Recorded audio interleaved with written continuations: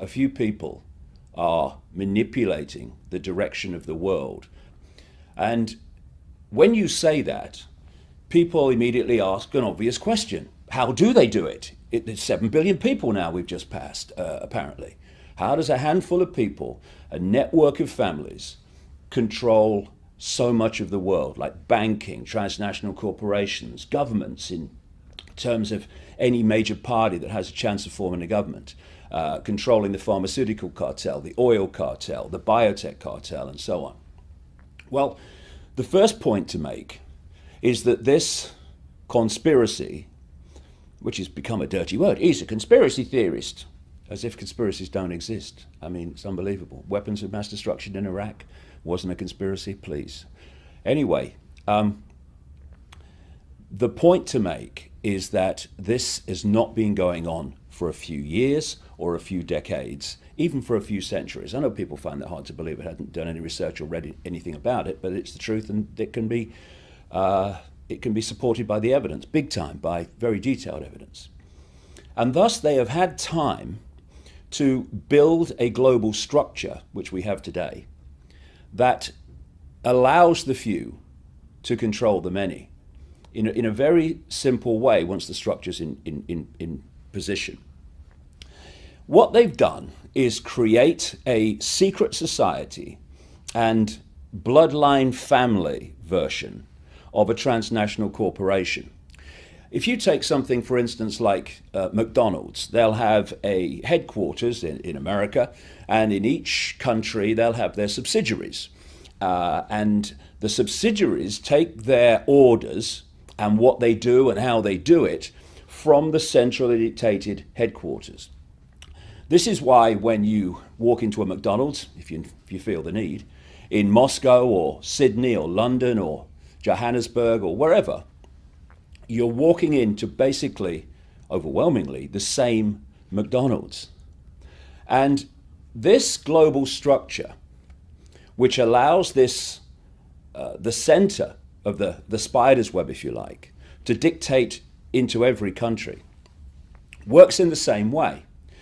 You've got the center of the web, what I call the spider, in Europe.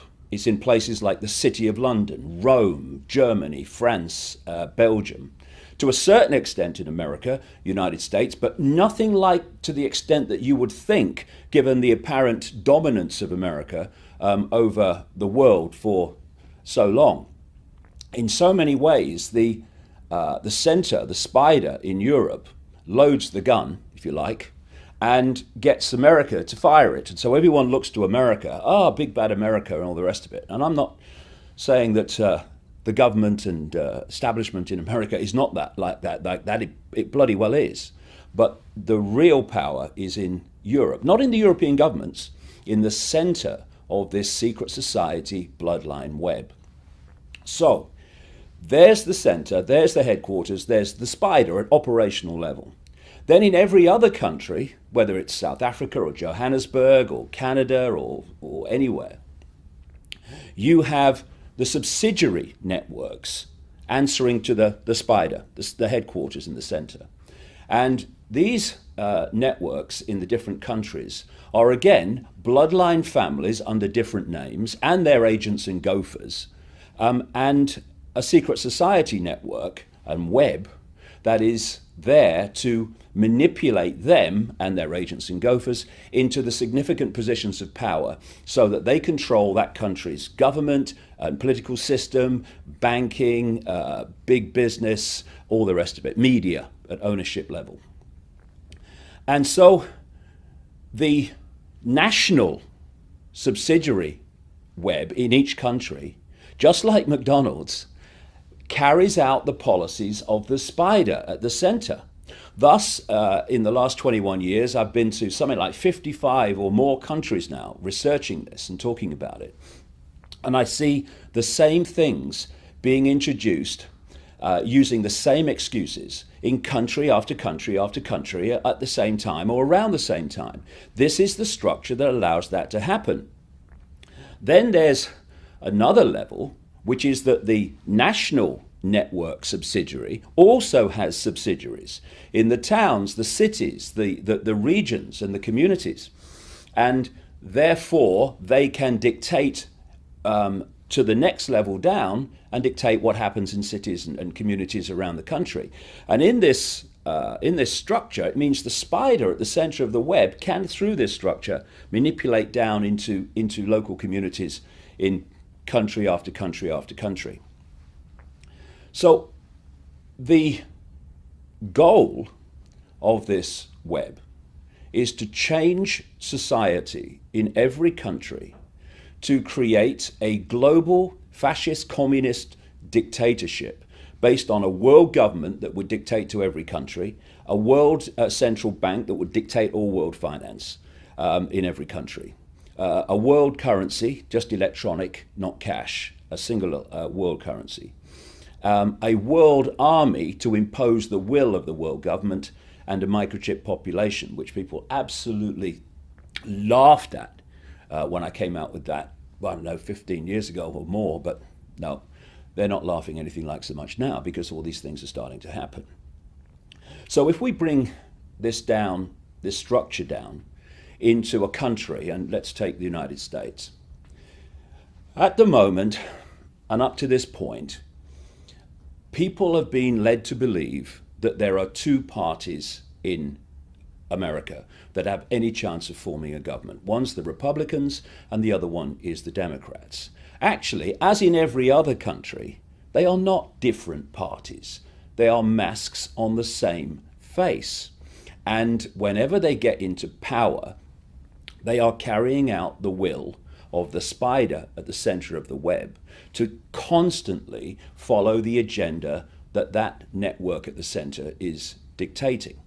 So if you look at, for instance, George Bush, boy George Bush, and Barack Obama, on the face of it, if you looked at their election campaigns and what they claim to stand for, you could hardly come across two people who seem to be so different in their attitude to politics and economics and all of it.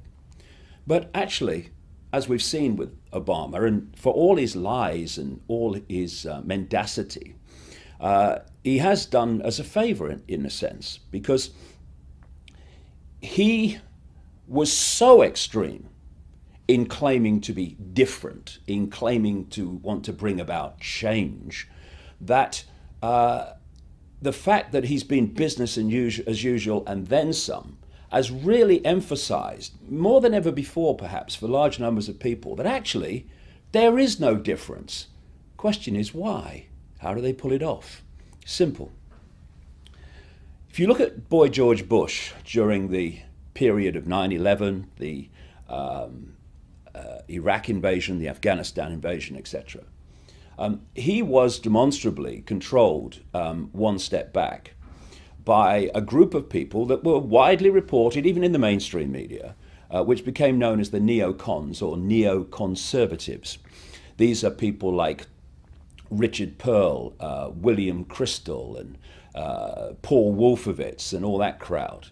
And therefore, he had his policies and what he did driven by that network. Over on the Democrat side, now Obama, of course, behind him are a group of people, a kind of Democrat mirror of the Democons, who I call, or the neocons, which I call the Democons. And the Democons are people like Rahm Emanuel, who was the White House chief of staff in the early time of Obama, when the policies were getting put into place that have played out since.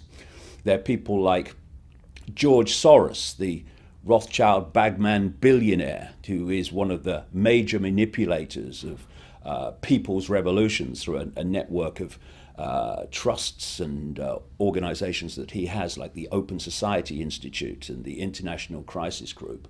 There's another guy called Zbigniew Brzezinski in the Democons, who was Jimmy Carter's national security advisor and is very, very much a massive insider. That's why when you read Brzezinski's books from 1970 and since, you're looking at the world we're in now, because he knew it was coming. This is the point, however, in the one-party state structure, and that is that the neocons that control the Republican Party and the democons that control the Democratic Party at the next level answer to the same masters, the same network, the same bloodline families and secret society networks. Thus, whether a Republican is in power or a Democrat is in power, Bush or Obama, this network is always in power, no matter what. This is why, and I'm describing the American situation here, but I'm describing what happens in every other country, whether it's Britain or France or anywhere. And what it means is that whoever is in power is controlled by this force, and therefore they advance the agenda of this force, which is the incessant centralization of power in every area of our lives, for a simple reason that the more you centralize power, the more power the few have over the many. And when you concentrate it on a global level, obviously you're giving power over everyone on the planet to this cabal, this network, which is why they want world government, world central bank, world currency, world army. And so how it works is this. You have an election campaign. Now, this is a big thing that I suggest that the occupation groups around the world, fantastic, but we need to understand what's going on if it's going to be most effective. One of the things I would suggest they need to put on their agenda is the end of no contract government, no contract politics. And what I mean by that is this. What happens at the moment is someone will come along and tell you in an election campaign what they think you want to hear to vote for them. Like Obama, I'm closing Guantanamo, I'm doing this, I'm doing that, none of which has happened because it was never intended, and he knew it wasn't going to happen, but he needs to tell you what you want to hear to vote for him. I'm speaking at the moment, just before I'm in Melbourne, Australia, just before I'm leaving Australia after a speaking tour here. And the Prime Minister of Australia, Julia Gillard, as she was coming into office, said that she would definitely not introduce a carbon tax. What's happening now is she's introducing a carbon tax. How can she do that when she came to office saying she wouldn't? How can Obama not close Guantanamo when he said he would? Because there's no contract. And until there's a situation where if someone says, for instance, there will be no carbon tax, there cannot, by law, be a carbon tax until there's been another election at which the person has said, well, actually, if you vote for me, there will be a carbon tax. Because at the moment, this is how it works. And it was done so blatantly by Obama. You tell people what they want to hear, and they vote for you. Then you get into government, and you do exactly the opposite. And this is not just Obama, though he's an extreme example. This is politicians and political parties all over the world. It's happening all the time because there's no contract. And thus, we have this situation where we have an election, people vote for people on the basis of what they're saying, they get into power, nothing changes. So they have another election, and then someone else comes along and tells people what they want to hear. They vote for them, they come into power, they do the opposite. Nothing changes. And so it goes on, time after time after time after time. There must be some kind of contract that connects what people say they're going to do or won't do with what they're allowed to do and or not do when they're in power. Because at the moment, because of this situation, this is how it works, to give people the illusion of political choice in almost any country. At any point, you have a party in government, okay? In government, it has the power to introduce this centralization agenda, the police state agenda, and all the other things I've been saying were coming for a very long time. At the same point that party's in power, this party is in opposition. And they oppose the agenda overwhelmingly and criticize the government in power for doing what it's doing. Then we have a farce called an election. And sometimes the governing party becomes the opposition party becomes the government party. Now, the government party that was opposing this agenda of centralization, a police state, and all the rest of it in opposition, when it had no power to do anything anyway, now starts introducing it. And the party that were introducing it in government, now in opposition, they're criticizing it and opposing it. And this is the scam that goes on being played again and again and again, decade after decade after decade, where the common theme is whichever party's in government introduces the agenda. Why? Because oppositions have to oppose to give the illusion of choice. You have no choice in politics. They're masks on the same face. And also, because they want the agenda introduced, any party in government introduces the agenda because, go back again, through the groups that control the individual parties, they answer to the next stage, which is a network that controls both parties. Party politics in general has been a cold, calculated scam to allow the few to control the many. Because when people started to rebel against the overt dictatorship of royal bloodlines and stuff like that, although those bloodlines still exist, but lots of them now wear dark suits and run politics and banking and business and all the rest of it. But there was a chance at that point where there was this rebellion against royal dictatorship, where we might have a political system where people voted for individuals on the basis of their character, on the basis of their genuineness, and on the basis of what they genuinely wanted to do for the benefit of people. Now, this is the cabal's worst bloody nightmare. So what they did was create a party political structure. Isn't it funny when you think about it that there's 7 billion people on the planet, there's all these different countries with all this potential for uniqueness in the way that the countries are run and governed and things are made to happen. And yet, everywhere you go, you have political parties. Is that the only way we can think about structuring politics? No, it's not. But it's the only way, or the best way, to control politics in every country, because it works like this. I talked about the spider's web, the global spider's web, but you can also symbolize this very, very well and accurately as a pyramid, a compartmentalized pyramid, where at the capstone at the top you have a tiny few who dictate to the whole pyramid. And lower down in the pyramid, where more and more people are, the further you come down from that capstone, those people, although there are more and more of them, they know less and less and less about what that organization's about, what its goals are, what its intentions are. The only people that know how that whole pyramid fits together are the few at the top. And these pyramids mean that within them are large numbers of people in ignorance of the real goal and intention of the organization they're involved in, be it a political party or whatever, or a bank, a university, or whatever, the government. And through compartmentalization of knowledge, you're only allowed to know as much as you need to know to make your contribution.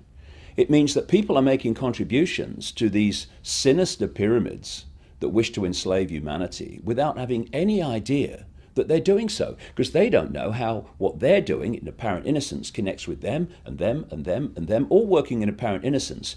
But when you fit it together, it's anything but innocent. Only the few at the top know that. This is how these pyramids operate. And so political parties are pyramids, compartmentalized pyramids. And they're run by very, very few people. That's the idea. That's how you control political parties. So if you say you want to you want to be a member of parliament in Britain, to do that, you have to be chosen by the party to represent them at an election. Because if you stand as an independent, very rarely someone might slip through, but it's very rare. If you're not a part of a political party with that structure, that funding, that access to publicity and promotion, you've really basically got no chance. This is how they've stitched up politics. So to get into the political party, to become a politician, you have to pass the interview. To pass the interview, you have to confirm that you will follow party policy. And that party policy is decided by the very few at the peak of the party pyramid. So you get through that stage, you stand for parliament. You then tell people what you think they want to hear, in line with the centrally dictated campaign themes that you're told to promote and to emphasize. And you get elected, and you become a member of parliament, like a member of Congress or anywhere else around the world. Now, if you are going to progress through that party into the hierarchy that runs it, and if it gets into government, to become part of the government, you have to spend your time voting in Parliament on the basis of what the party hierarchy, the tiny few, are telling you you must vote for or vote against or whatever. Because if you don't, then you are not going to progress in that party. And it's staggering that in what we call democracy, although democracy and freedom are supposed to be interchangeable words, like hell they are, but we have this situation in what's supposed to be a free political system, where we have these whips. And the party whips are there to threaten, cajole, and sometimes bribe members of the party that don't want to vote with the party's diktat in a vote, to do that, to go against their own convictions and what they feel is right, and just go with the party line. And the very fact that whips exists show you that politics is an irrelevance in terms of being people openly voting for and against what they believe in. It's what the party structure believes in that they are voting for and against. Very recently in Britain, we had a vote, while I've been over in Australia, on having a referendum over the European Union. And lots of people in the Conservative Party, the governing party, were in their hearts wanting to vote for a referendum. But a lot of them didn't, enough for the government to win the vote, because of the pressure and all the rest of it from the party hierarchy. So thus, the party political system is not, and its very structure from the start has never been about representing the interests of the people. It's about each party representing the interests of the tiny cabal at the top of the party hierarchy, which, let's go back again, then answer ultimately to the same force. This is why when David Cameron came in as Conservative Party Prime Minister of Britain, he's gone against all the stuff that he said he would do, vast amounts of stuff he said he would do when he was campaigning for office. And he's just become a Tony Blair Mark II, as he was always going to be, because like Blair, he represents the same cabal, and thus the same agenda unfolds. So, yeah, what we're seeing is America being systematically destroyed.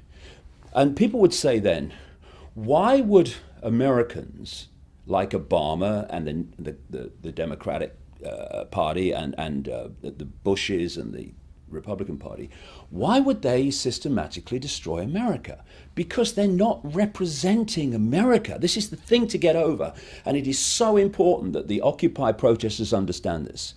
this is not about representing America. They're representing this cabal that dictates to both parties. And that cabal does not want America to prosper. It wants it to be destroyed for a simple reason.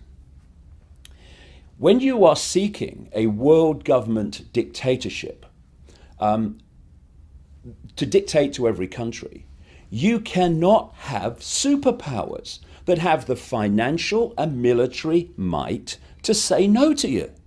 So what's happening systematically, it's been going on for decades and more, is the American economy has been targeted. And this is why it's in catastrophic disarray. It's because it's systematically been made to be like that. I mean, here's a few questions here. Why would governments that really wanted the best for America allow a situation where enormous numbers of American jobs, particularly in manufacturing, but other areas too, are outsourced to places like China using slave labor? I mean, first of all, at both ends of the situation, you'd say if you were a government worth the name, with a heart, involved at all, we are not going to have, first of all, American jobs taken away in this way because it's harming American people, and we're not going to have them taken away to exploit in sweatshops and slave labor Chinese people and other people in the Far East. But they do it. And the irony is that having done it, having destroyed so much on purpose of the American industrial manufacturing base, America's now cap in hand to China for money to keep going because it can't pay its way. Why? Why would anyone who cares about America bring that situation about? Because they don't. And then you look at what's happened in the financial situation where the privately owned Federal Reserve, Rothschild-controlled privately owned Federal Reserve, through people like Bernanke, have hosed trillions and trillions and trillions of dollars at banks and other financial institutions, not just, my goodness, in America, but around the world. And where is it? It's just like disappeared. Abracadabra. And America's now stuck with this fantastic debt, and the people are stuck with somehow paying it back, which they never will because the American economy will collapse before then, exactly as it's supposed to do. Why would anyone who cares about American people be hosing this money everywhere while people are in tent cities? Because that is systematically further destroying the American economy. And that's the game. Another question. When people are in tent cities, when they're in terrible, terrible financial trouble, they're losing their homes in incredible numbers, why would the American government be spending all added hidden costs in there too, in excess of $1 trillion a year on the military to go and bomb civilians in increasing numbers in other parts of the world? Why would they do that? Answer: the American military is not the American military. It's not serving the interests of America, clearly not, with more than $1 trillion a year going out. It's the cabal's military, which is controlled through the cabal-controlled American government, no matter which party's in power. That's why Bush goes to war abroad, and then in comes Obama, the so-called peace candidate, and he goes to war abroad in exactly the same way, because they're following the same agenda. And what is happening is that the American military, and that in excess of $1 trillion, is being used to advance an agenda in the Middle East and Africa and other parts of the world that the cabal that controls both parties has been following for so long.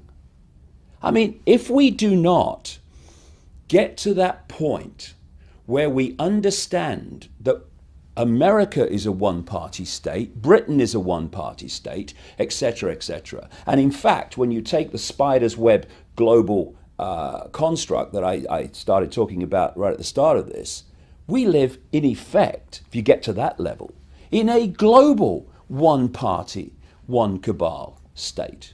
It is absolutely vital that we understand this and realize that politics is not the answer. In its present form, will never be the answer to what is going on. We have to do it. We, the people, have to do it, because politicians are there to do the very opposite of what's good for people. Thanks for listening.